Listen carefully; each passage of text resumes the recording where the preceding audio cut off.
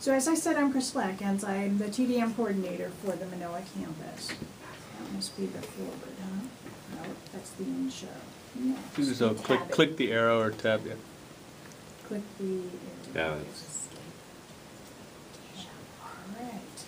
I borrowed these slides from Margaret Larson from the Clean Energy Initiative because, you know, transportation is a really tough nut. And I really wanted to build kind of a context for what Manoa is doing and why it's important. And I'm sure you've all read this. Hawaii has this very aggressive plan to be able to reduce our particularly foreign oil use. And so you might wonder how they plan to do it. It's the renewables, the energy efficiency. You can see transportation down there, but not a lot connected to it. And they realize that we really can't transform all of this energy use without working on some transportation. But transportation is actually kind of a tough nut. This is really the slide I wanted you to see. Look at how much petroleum is actually used by transportation.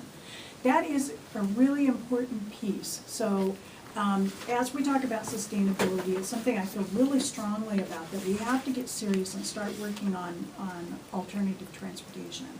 Could you just go back real quick? I'm sorry, I wanted to snapshot that. Back. Oh. No. Yes. Sorry. Up arrow or something. That's an up arrow? Oh, Thank that's you. an up arrow, okay. That kind of arrow, all right. So this is another statistic on how many gallons of fuel that we use every year. It's pretty an astounding amount. So what's in a name? When I first started at the university, the name of my was transportation and parking, because a lot of what we do is parking. But we really looked at that and said, you know, there are really other ways that people get to campus. And we started thinking about it. We changed our name to commuter services, because that's actually more of what we do. It's more inclusive. The fleet is actually just a little sideline where we do rentals out to our own folks. But what I really want to talk about is the commuter part. We also changed our mission a bit to get in the concept that we're more than just doing parking. One of the first things we did was do a TDM plan. And we wanted to see, where are we now? We needed to know what existed. We have about 5,700 permitted parking spaces and over 28,000 people that come to campus every day.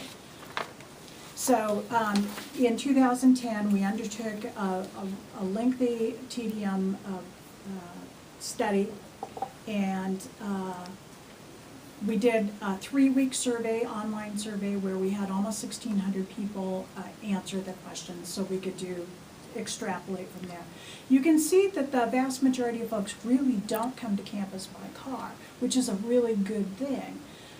However, we still need to work on that 33%, because anybody that lives on Oahu knows that on the news they say, oh, UH is out today, so traffic is flowing perfectly. With some realistic. So some of the really interesting things we learned was that 43% of all our affiliates, that's faculty, staff, and students, live within 3 miles. And that 1 in 5 live within 1 mile of campus. Those are really commutable distances by alternatives modes.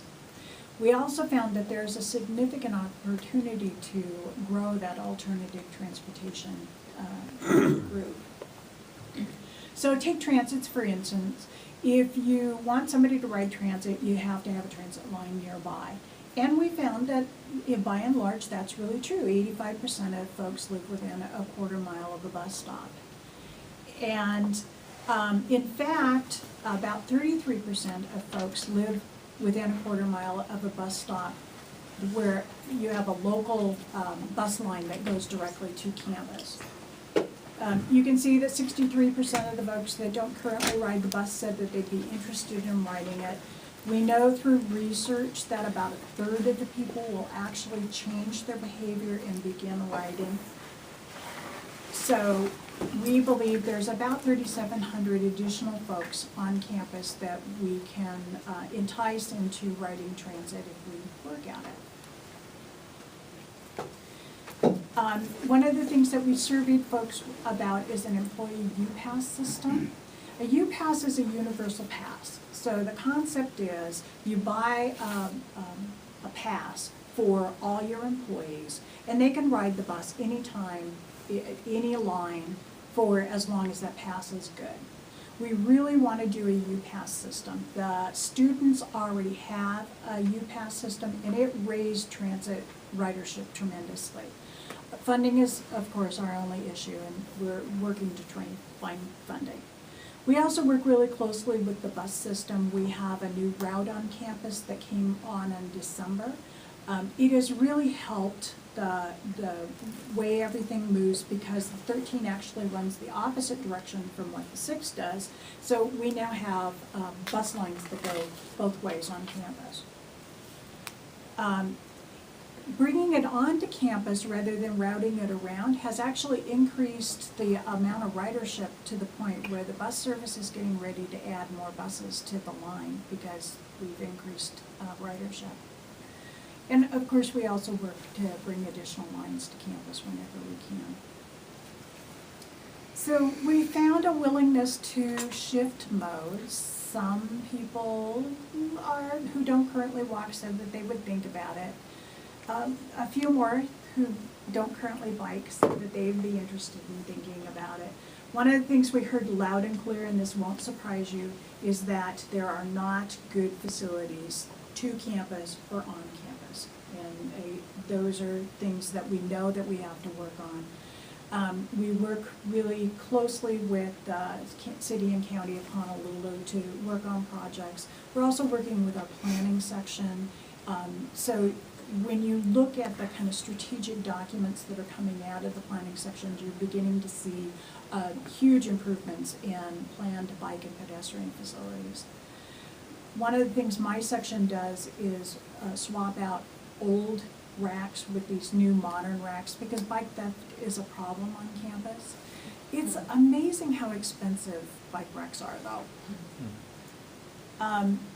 And then part of my job is really being an advocate for the university when we work with the city on different routes. We spent about 2 years trying to get bike lanes on Waialae Avenue, and I'm really pleased that they are actually going to be installed this fall. Because Waialae is one of the key corridors for folks coming to campus. We have kind of a sorry carpool pass program, I'm sorry to say. It's really for students right now. We've just changed it a little bit because we got some feedback from students that said, gosh, this isn't working for us all that well. So we made it a little more liberal. We think that that will increase the number of students that will use a carpool pass program. We very much want to have an employee carpool program as well. Just have maps out to designate some carpool and green spaces at really priority places at the buildings in Upper Campus. One of the things that we have is a very antiquated rideshare matching system. It was built in the 80s and no one has touched it since, and that's probably the last time anybody ever logged on to try and find a carpool match as well. We really want to do a social media based rideshare system. The system that we've, not to name names, but the system we've been looking at is called ZimRide. It was developed by some graduate students who thought there had to be a better way to do ride matching, and they're right. It's proven very successful at other universities. The cool thing about it is it's not just traditional ride shares, carpools. You can do one-time matches. You can say, I'm going surfing on the North Shore this weekend. I have 3 seats. Who wants to go with me? It's really cool. And as I said, we're getting ready to do some designations for the vehicles. So speaking of the green vehicles, and we're going to hear a lot more about them, we allow free parking in the parking structure with a valid EV plate.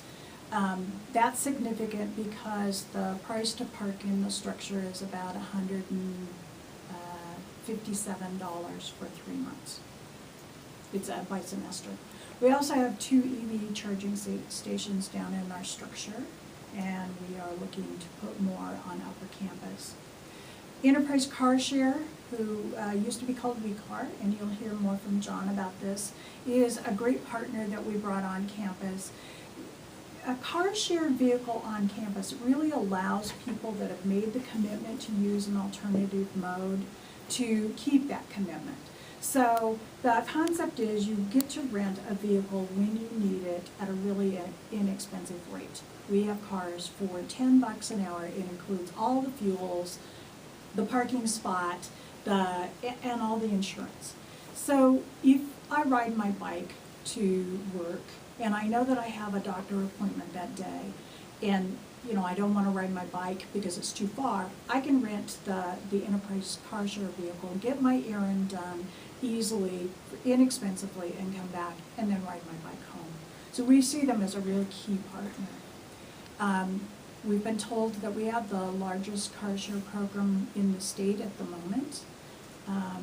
And we just added a 4th Enterprise Car Share vehicle on campus last week. So membership is going up. Rainbow Shuttle Service, we provide a shuttle service on campus. We have 7 shuttles and a night shuttle. So it delivers almost 250,000 rides a year. It provides really critical ADA access on campus, because if you've ever been to Manoa, it's kind of hilly. It's up and down. We don't have the best ADA compliant facilities. So this allows our ADA students to get around.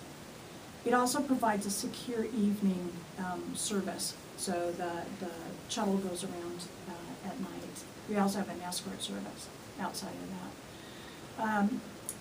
We've been thinking more and more about how our shuttle service works and whether or not it should be primarily a people mover around campus like it traditionally has been, or should it be more that bridge? We're seeing that the future of the shuttle is to make it more of a bridge between transit, between the rail line when it comes, and campus. So we've shortened up some routes on campus, made them more frequent, but we're also beginning to do things like bike racks on the shuttle so that you could put your bike on the bus, bike can go on the shuttle and get to campus, ride your bike on campus and reverse. And we started our first route that really helped augment some transit service that didn't work very well for our students. Up in Kaimuki, Kahala, Palolo Valley, you can get there by bus, but I can tell you I lived in Palolo Valley, and with all the connections, it's going to take about an hour and 15 minutes. So, for 3 miles, mind you. So the Waialae shuttle, we're now running up Waialae, Cocoa Head, and down just to try and augment that service and get people to campus on a more reasonable rate. We're going to run it through the summer term. That's new because right now all the shuttles stop except Waialae, because it's more of a commute route. And then this is really cool if it works. Just, please work. Maybe it's not going to work.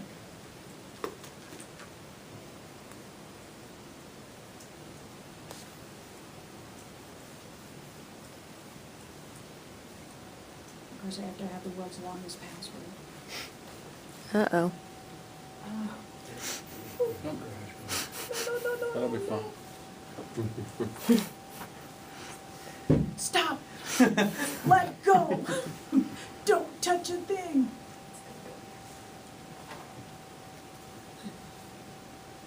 Come on, come on, come on, come on, please. Let's work.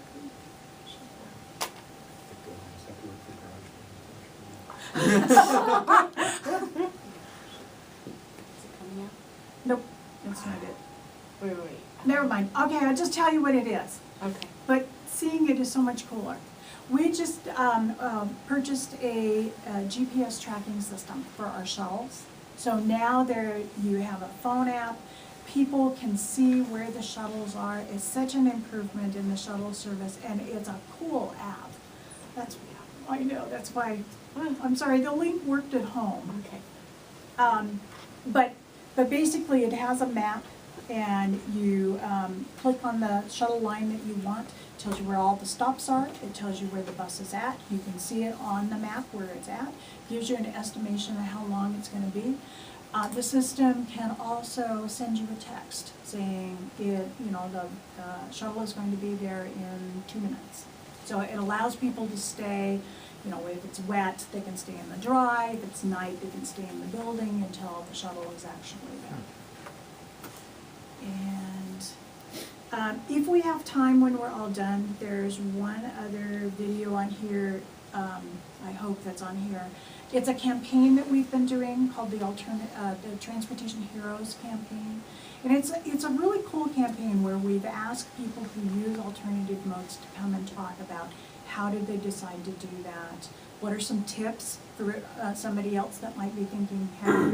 They're very inspirational folks, faculty, staff, students, people from all walks of life. So it's actually a really cool campaign. Crystal, I got a question for you. Sure. About 20 years ago, there was something called the Federal Clean Air Act. And one of the things that came out of the Federal Clean Air Act was telecommuting. The idea was to take employees and delay their drive to campus or to work or to wherever. Yes. Because if they came in after 10 o'clock, that was deemed to be better for air quality than before. Yep. And so you'd identify reliable employees that you could let be at home from 7:45 until 10 o'clock, and then they come into campus. Yep. Has there been any talk about that again? We have a policy that says you can do that. No department signed on. None. Which is very frustrating, because when I worked at the City of Portland, we had the same kind of policy.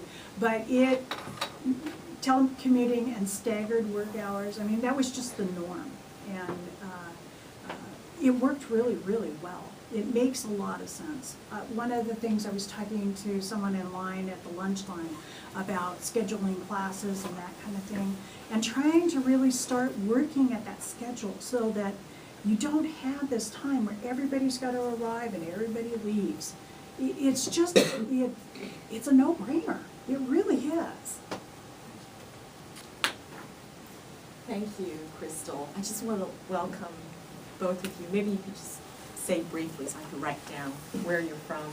We're both from Woodward Community College. Okay. I'm in tech support. Max is a student. Yeah. Oh, see, you needed to be over there pushing my buttons for me. I'm good at pushing people's buttons. So that means we have Windward, BYU Hawaii, Hilo, KCC,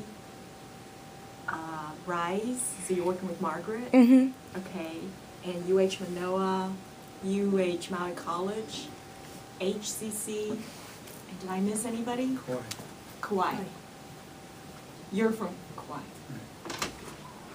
Oh, I put down, are you Bruce? Yes. I put down KCC, that's wrong. It is. It is. It is KCC. They're K as well. It's a different KCC. Oh, okay. You're at Kauai Community College with Eric, Yeah. and you're at, Kapilani. oh, I'm sorry, okay. Oh, another K, that's funny. Okay, Kakiolani, all right. There's a confusion in the system. Oh, okay, all right, Kakiolani. All right, well, this is great. So we have all the islands covered, right? It's pretty good. Okay, Me, so, I was pardon? Yeah, that's true. Nihal's not here. Okay, well, we also, so after I give my presentation, then we'll open it to Justin to GreenCar Hawaii to speak briefly, and then John Foy, then we'll have a discussion panel. So I'm going to talk about the Maui Eva story. I don't know, raise your hand if you've heard of Maui Eva. Okay. Because I know you. You know, okay. Raise your hand if you've ever driven an electric vehicle, like a plug-in electric vehicle. Does hydrogen count? Hybrid? Close. No. Golf Okay. carts are not- Well, no. But Okay. non-fuel, that may Yeah. be better. Well, okay, Me, raise your hand that if counts. you've charged an electric vehicle before. You know, charge it up. Okay, all right. So this is All right, so I know the audience. Well, the reason I said that, it'll come later. So how did we all start? This started in 2011 with a vision. Wouldn't it be great to have, you know, EVs and EVs for our tourists? And you could go to our website, mauieva.org, and see this beautiful slideshow, the 10 reasons why Maui is a perfect place for EVs. And I mean, these are some of the summaries. And working with the Japanese Smart Grid project, the second largest Japanese bank, Mizuho Bank, they're trying to push for ecotourism on Maui. They calculated something like the amount of wind power that we've had to curtail every year could actually charge something like 40,000 electric vehicles, plug-in electric vehicles, 40,000. That's what they calculated. Now, I don't know their assumptions, but it's pretty astronomical. And then solar carports could charge the EVs in the daytime, not to mention all the off-grids that we have, ecotourism for visitors, and then, of course, enterprise. We're looking at enterprise for leadership. You know, when they turn over their fleet every, 18 months, secondhand EVs will be available. It will be more affordable for local residents. You don't have to ship them off and bring them back, you know. And then well, back to your slide on the Hawaii Clean Energy Initiative, all that gasoline that we would displace and the increased renewable energy that we get from wind being used will help meet the targets. So this was the idea. And then, sorry for my awful collage, but I'm trying to illustrate how we went, 2 weeks calling up people to get them to commit in kind to the tune of $300,000 in kind, time commitments or venue commitments, whatever, to this project. Everybody was excited. Now, just as off the record, it turned out that the State Energy Office, DBED, they were also going after the same grant. So we convinced them to join forces with us and make this sort of a bottom-up approach. Let's focus on Maui, make it work. And the state would be top-down, giving us their support. And then we would also have UCSD as advisors to us. UCSD is famous for 90% renewable energy on their microgrid, something like that, really high, and one of the biggest, greenest fleets around. So we invited them last year, April, to transfer their expertise, and we capture those on video as well. And then, to be eligible for this grant, we had to have a Clean Cities organization. So that became Honolulu Clean Cities. Robin, you're working I am. there. Right, so this was $8.5 million from the Department of Energy, dished out to 16 recipients. And we got the smallest amount, which was just under 300,000, split among 4, us and the 3 sub-awardees. And ours was the only one that's led by an academic institution. Everybody else is, you have the American Lung Association, you have utilities, you have this and that, but not by an academic institution. So therefore, our approach was very much that of, well, we gotta make sure we know what we're talking about, education. And this became quite a central theme. So just for vocabulary's sake, we use the term EV very loosely to mean electric vehicles with a plug, and not just your golf cart type, really the highway ready ones, those that can go over 40, 45 miles an hour. And because we want to make a significant impact on the grid. So, in terms of what's available now in Hawaii, it's just the Chevy Volt, the Nissan Leaf, Toyota plug-in Prius, Mitsubishi i-Leaf. And I think the Ford, is it already here? Just arrived or something like that. The Ford Fusion or the Ford Focus? Focus EV, okay, great. And so that's our deliverable. How do we get to mass adoption and EV infrastructure development? And this had to do with permitting, zoning, what else, codes, building codes and all that, and charging stations. And because of our approach, like within 2 months of getting this award, Green Tech Media chose us to be the 3rd top initiative in the country. Austin was another one, I think Walgreens was another one, simply because, we're targeting after the visitors industry. Now this is very interesting because later we found out that everybody else started with the residential first, and then went to workplace charging. And then public infrastructure was the hardest. But for visitors, we need to have public infrastructure, parks, golf courses, shopping centers, you know, wherever they go. So we went after the hardest piece of the puzzle. And we didn't know this initially, because, you know, John, if you remember when we started, John, you know, it's part of Maui EVA Working Committee visitors group. You know, it's like, well,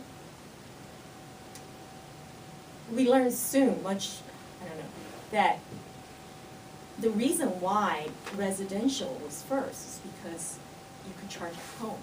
That was easy, okay? Workplace charging, you get your employers to, you know, even give you access to a simple three-prong outlet. Public infrastructure, you need to know who owns it, who operates it, you know, and you have leasing issues like office complexes. Yeah, well, who owns, who decides. But hotels, who manages it is different from who owns it, right? And that's where visitors stay. So that could be complicated. So initially, the way to convince the hotels to install charging stations was basically, look, there's a law in place. I don't know if you know about this law. Raise your hand if you know about this law where, you know, if you have at least 100 parking spaces for public, quote-unquote, public accommodation, so where the public can also come and park, you have to make provisions. You need to have one, okay, at least one, but just one space designated for EVs and has to have access to charging. Now, it depends on how you interpret the law. It used to be 1% of all your parking, but then they took away the percent. And here's another, there's a loophole in the law, which is if you have properties on different islands, different places, you just need to make it on one. So suppose, you know, somewhere in the boondocks versus somewhere on Waikiki, or you put your charging station on Waikiki. But, you know, somewhere in the boondocks, don't get the charging station. So, so there was initial ARA funding to Air Environment and Better Place. They installed charging stations. Better Place is now pulling out of Hawaii, being replaced by OpConnect. But they had, it was a race against time because there was a limit till September last year. They had to spend it. So what did they do? They went to all the different islands. Of course, it was easier to go after the low-hanging fruit, those people that were knowledgeable and understood. And one of them was the Grand Hyatt in Kauai. You know, the GM was very green, very into sustainability, so he was looking for solutions, and, you know, and this is to do with GreenCar Hawaii too. And so when Air Environment said, well, we could give you a level 2, but how about a DC fast charger? He's like, well, sure, give it to me.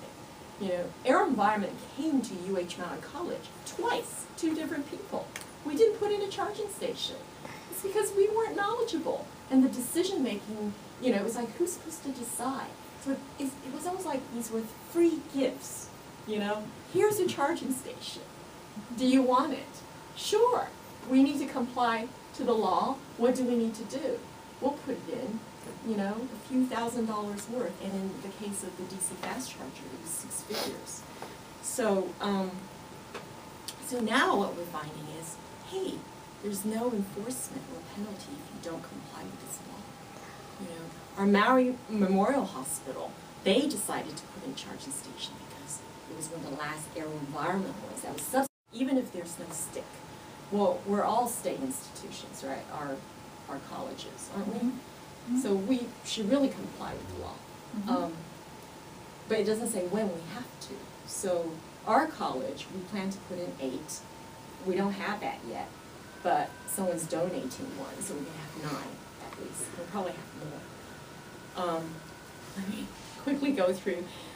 Okay, so we split ourselves into, so we started with 30 stakeholders at our kickoff meeting. Now we have over 250 on our mailing list, actually, individuals and more. Now we're including the other islands. But we split into 5 groups: infrastructure groups, working group. And that's the largest group. policy, and the visitors group, residents and local businesses, and finally the education group. And our visitors group looked and found that 166 tourist destinations needed to comply. Now, this is just 2 columns depending on how you include the condo hotels in the definition. So somebody needs to be a police and go to all of these destinations and ask, can you tell us why you haven't complied? You know, right? So far, nobody has figured out, well, why don't we reframe the question and change it to treat it as an amenity, just like Wi-Fi, you know, just like television, telephone access in hotels. So anyway, in April last year, we had a one-day conference in Maui, and the verdict was we can't afford to test our EVs on our visitors. So we have a lot more work to do. So give it to our residents. So we took it as a sort of, did our project fail? You know, we're not ready to do this. Okay, that was a year ago. Look what happened since then. We have new EV owners actively joining the Maui Electric Vehicle Alliance. I mean, we're not a 501c organization or anything. It's just the name of the project, and we have a website, and we just sent out our April news blast yesterday. We have Enterprise with their Kama'aina rates, and we also have another car rental company. It's Eco Car Rental. They do biodiesel and hybrids and have the bluefin float. 9 hotels instead of 4. 192 registered. It's like twice as many EV owners, doubled in 1 year. The news of the DC fast charger, you know, caused a lot of people confidence, gave a lot of people confidence in buying and investing in EVs. And I mentioned Hitachi, and I'll talk about them later, but this is, I think, the single biggest push because the Japanese have a $37 million stake in Maui. Okay. So it has to work in Maui. All right, and some other news on additional charging stations. So, how am I doing for time? Oh, It isn't time. sorry. Oh, All right, okay, no, better hurry. So just to give you a little comparison, I did not include Oahu here because Oahu is like over 900 EVs, you know, we won't get to see the others. But you see, Maui, Big Island, and Kauai, we all sort of started off the same kind of slope, you know? And the very unfortunate thing is that the extra, you know, the $4,500 state rebate per car, okay? So it's literally a discount, plus $500 for charging stations, say for your home. It was supposed to, you know, it was expected to run out in November, but it actually ran out at the beginning of May. And until then, you had to place your order for a Nissan Leaf online. You couldn't even see it. You couldn't even go to your dealership and say, let me try it before I buy it, okay? And so there was a mad scramble to try to get it, but even after it ran out, look at the slope. It's still going on strong. I was talking to the local dealer. He said, we sold 45 Leafs in 1 month. You know, for every Leaf we sell, we get 5 more inquiries from their brother, their mother, their neighbor, their colleague, or whatever. It's all viral, okay? And, yeah, this is the reason I didn't put Oahu on the charts, but, so electric, this is from the previous month. The 192 is the most recent figure. So level 2 charging stations for like Nissan Leaf, you know, just need it for a few hours and I can top it up rather than overnight at home. But you see, the Big Island, we visited all the different islands recently to share our results. We discovered they had no DC fast chargers, but they have something like 48 Leaf owners, so they can't get around. They literally can't get around from one island to one side of the island to the other. Yeah, it's 9 miles. Yeah, that's right. Yeah. And then, yeah, and then Kauai, it's smaller than Maui, so there should be more EVs. How come there isn't? And they have a DC fast charger. Yeah. So those are some of the questions that we were trying to figure out. So the classic problem, and this is everywhere, is the chicken or the egg. You have one stakeholder, the rental car company, so John Foy and also Justin saying, well, there are not enough charging stations, so we don't want to invest in, getting more EVs because we'll spend too much time asking the customer whether he or she is the right customer to take an EV out. Because if that person does get stranded, it's customer service at stake, isn't it? Then the property owner, we have a lot of hotels just say, well, I don't see any EVs, so why should we install? Welcome, which is, we're in the middle of the chicken or the egg on EVs. And then the auto dealer, we had this with our auto dealer initially, which is, it's gonna cost us a lot of money. We have to designate one mechanic to do the leaf, one mechanic to do the volt, and then one salesperson trained and licensed. And this is a problem on the Big Island. The Nissan dealer there doesn't want to invest in leaf. So the Big Island leaf buyers are getting them from our dealership or elsewhere, okay? And then the resident fleet owner or consumer is, well, I'm not gonna buy any EVs if there aren't enough charging stations where I need to go. So how do you break the deadlock of the chicken or the egg, right? Well, one way is to get them together and talk to each other. I'll say to Enterprise, if you bring in your EVs, I will put in a charging Maybe we station. should rephrase that and say Justin and I are committed. You're And committed. and it's the other car companies that Good, aren't, good, good. right? Because I think we jumped in, right? Yeah. So, Right. What is the, I just stepping in, but what do the consumers say? Do they want the leaves there, even though the dealer doesn't want to bring them in? Because eventually, the dealer has a responsibility to service them. Or they lose it to another dealer. Well, but on the Big But the Island- consumer suffers if somebody, Yes. either they or they have to bring a mechanic in to No. work them. No, the auto dealer that sells it will have a mechanic. So what happens is Jim Falk Motors from Maui is flying their mechanic over to the Big Island, lining all the leaves up at the airport and doing all the inspection and servicing. They're winning the service contracts for all the leaves. The Big Island is taking kind of a wait and see attitude. Big Island doesn't have any choice, because the Toyota is- dealer refused to do No, it. no, the Nissan refused, but the Toyota dealer, we're Oh, doing sorry, both. you're right, Yeah. it's So it's Nissan fine. Leaf, yes.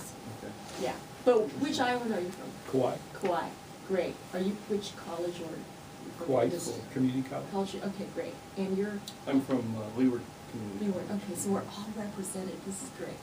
Okay, so here are some of the arguments against buying an EV in Hawaii, okay? It's a typical one, actually everywhere, the first one, The range is too short, what, 90, I think 85 miles is good for the Leaf. And the Volt is 45, up to 45 for the electric range, but 200, 300 for the gas. Is that right? Something like that. Yeah. Mhm. And then you have the plug-in Prius and the others. But then mainly it takes too long to charge and it's still too expensive. And then for Hawaii, particularly Molokai, you would argue it's not just gas, but high electricity prices. The residents pay almost 50 cents per kilowatt. Not enough charging stations to be convenient and stress-free, so it's like, and not only that, you need to have a complete network everywhere. You can't be, so for Maui, it's like, well, our tourists want to go to Hana and Haleakala. Those are the two locations without any charging stations. So if I were a tourist or a visitor, I'm not going to take out a car where there's two places I can't go to, just in case I want to go there, You would have to know where you're going to go before you get the car, and that's too limited. And the other one is, we're not a CARB state, so not like in California where there are these emissions requirements. So certain models are simply not coming here, You could say the RAV4 EV, well, it's not coming here. It's going to California, but it's not coming here. And there are no convertibles that's an EV, no pickup trucks. I tried one, but it was $100,000, and the entire back was the battery, so you couldn't put anything in there. So, the technology isn't there yet. no buses. I shouldn't say no buses, there are, but it's ultra fast, and there are, but right now, not for Hawaii. In California, the buses and trucks have gone propane. Yeah, propane, wow. So against all that, people are still buying EVs. We visited Molokai recently. We're amazed. I mean, 1 volt.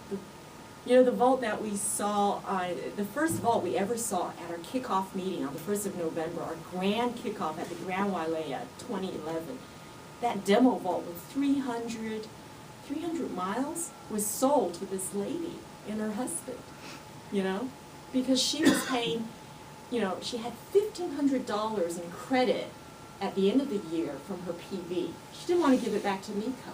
It's like $1,500. I'm going to buy myself a car, you know, a Volt. So we found that, you know, even though they had no charging stations, no public charging stations, they're still embracing EVs. Okay, we also found success stories.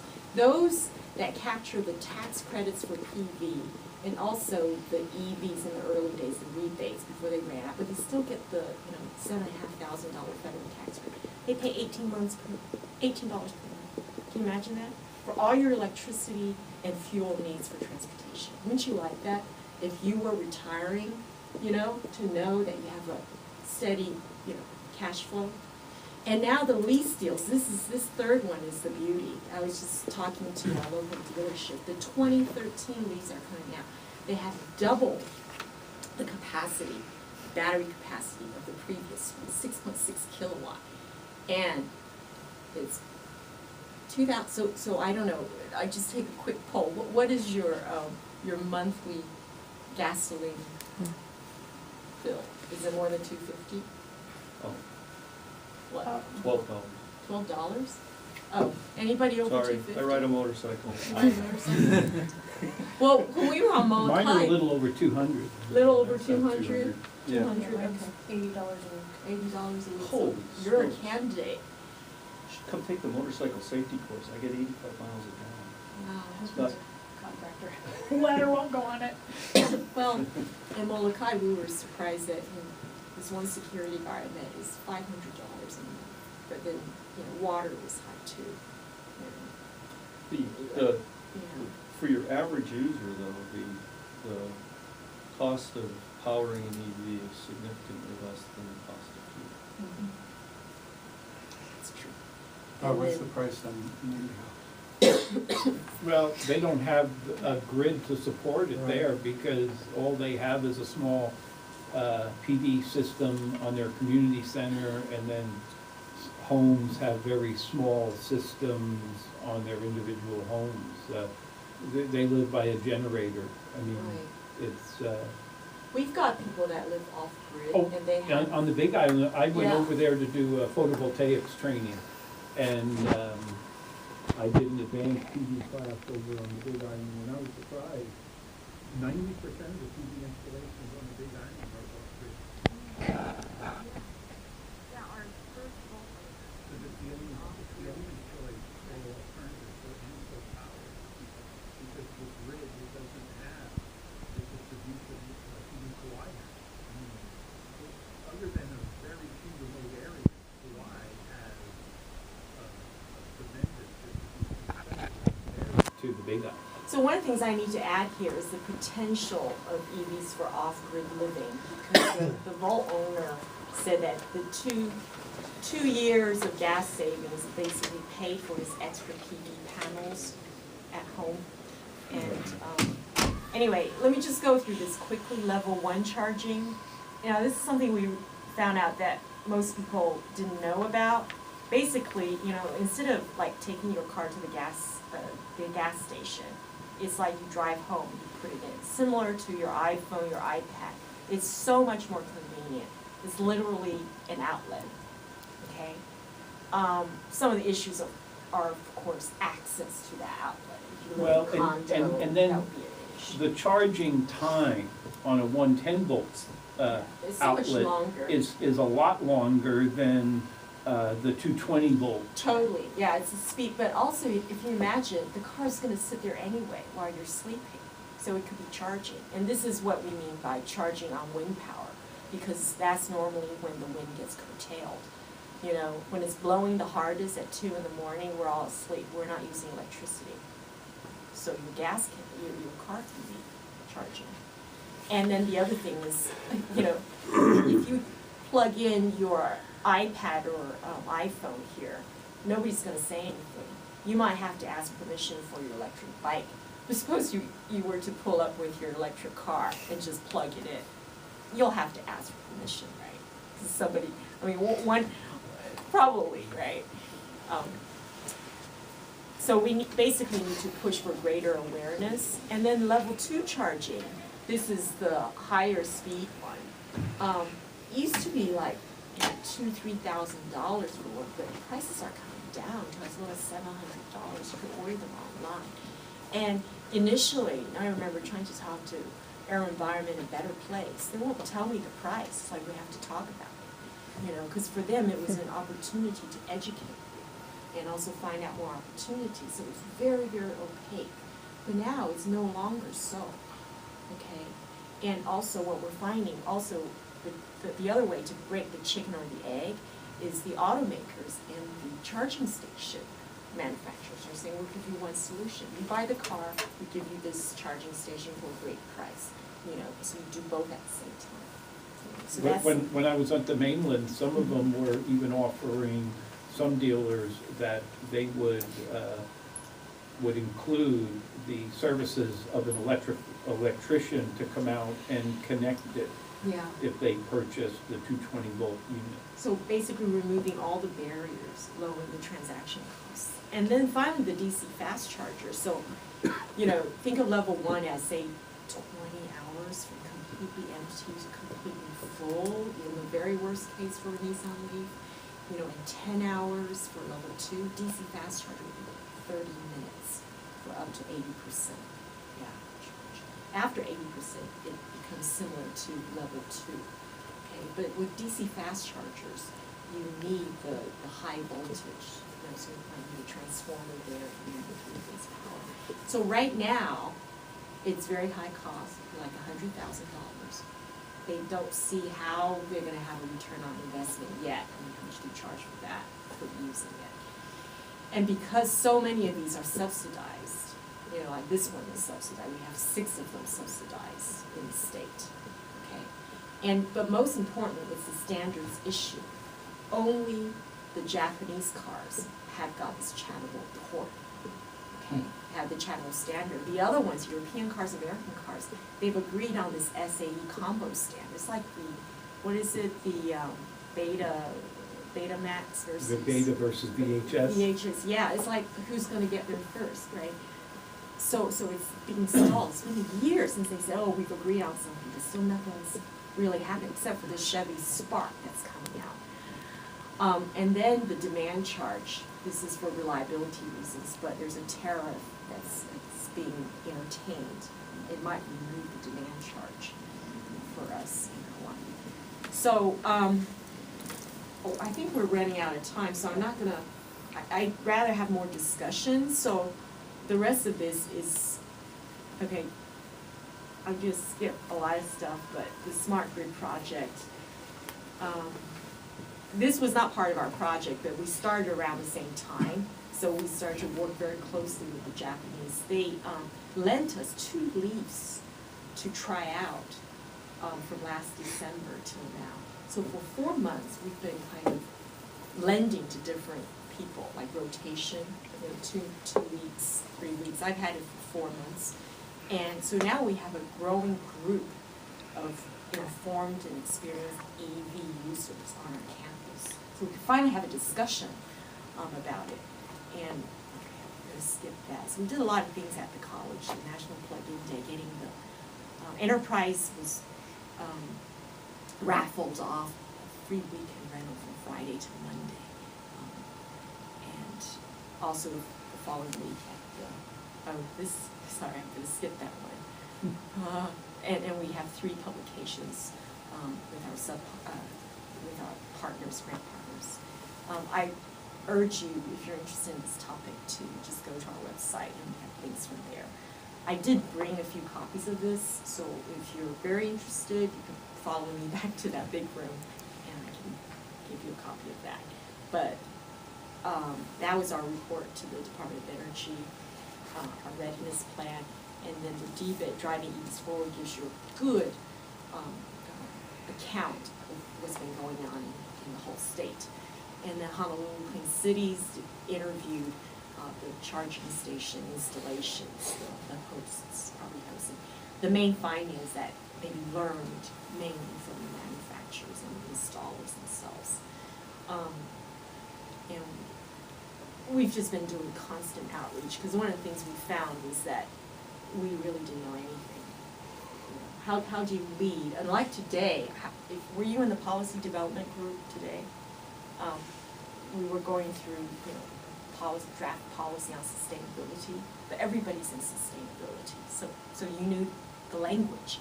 But with our stakeholder groups, our 17 working group meetings that we had in the course of 6 months, our alliance, looking back, it was just a few people really knew about EVs. The rest of us were there to learn, so how can you make decisions about what's going to happen in the future when you don't know the language? And some of us decide to self-educate ourselves through webinars, through reading massive, thick reports, that other people have done. But it's been very steep learning curve. And now what we're finding is, someone's there, we're finding that the people who are joining, who want to be part of our alliance, they're a different kind of stakeholder. They're actually new EV owners. They want to help push the frontier. So that's basically it. So now let's open for discussion. John. Yeah, Justin. sorry, introduction. Justin MacNaughton, co-founder of GreenCar Hawaii. Yeah, I'll make it very brief, and I gave a quick introduction of myself and GreenCar. But what we do is provide car rental by the hour from hotel and timeshare properties, and really trying to incorporate the growing demand of traditional car sharing, which is the shared use of vehicles by residents in generally urban, high-dense communities like San Francisco, Chicago, New York. Incorporate the benefits and the value proposition of that model of shared mobility, but engage the visitor community. For example, if you're a guest of one of our hotel partner properties, say the Grand Hyatt in Kauai, you have the option to either rent a car at the airport, drive to the hotel, take a shuttle, get to the hotel, and then have on-demand and fully self-serve access to cars for as little or as long as you may need them. So incorporating the benefit of car sharing where it's on-demand, self-serve, and fractionalized. So 1 hour or all day. It's there for you to use to fit your schedule versus a one-size-fits-all. And in resort markets, many guests find that they spend the majority of their time, 70% plus, lounging around the resort and just staying there and enjoying the facilities. And then typically taking 2 excursions. One happens to often be across the island or around the island, and the other one is generally for an activity of some sort. And so we're trying to satisfy that need for mobility in a way that fits the visitor's schedule, and I think as importantly, sort of engage the visitor in thinking about new ways of how they get around. So ideally taking a shuttle from the airport to their hotel, where you might get 4 families in one vehicle going to the same destination versus 4 families renting 4 cars, i.e. taking cars off the road. And then when they are getting into cars, our platform is really to provide the sort of best-in-class vehicle types, so most efficient in class, whether that be just high-efficiency all-gas cars, hybrid cars, plug-in hybrids like the Volt, or all-electric vehicles like the Nissan Leaf. So it's an all-of-the-above solution that we're trying to provide, because frankly the EVs are difficult for a visitor because of the range limitations, and we've been troubled by them and have to sort of strategically engage our guests with where they're going and how to use the EV. The Chevy Volt is great, or the plug-in hybrid technology is great because, you know, for about 50% of the guests, they'll use just the battery portion on that, and the other half will, you know, have the option to take the extended range. But what we found is many visitors, even if they're the greenest visitor or the greenest person back home, they're on a vacation for 5-8 days. They're okay leaving their you know, sustainability habits at home in exchange for convenience, and so that's something we've had to learn. And when we have just a small fleet, we have 20 cars, 8 of which are all electric, and so that's a high ratio of our fleet. So we've really had to be proactive to understand how to best put those EVs into use. So that's, in a nutshell, what GreenCar's been doing. We've been around for about 2.5 years, and we operate from 5 partner properties, 3 of which are in Poipu and 1 in Waikiki. John, is there a website? We do, well, just to kind of give you a little bit of background, I'm with Enterprise Holdings, but Enterprise has been, I guess, into sustainability for some time now, and our commitment to sustainability is really global. If you want to go to www.drivingfutures.com or enterprise sustainability.com, you'll see some of the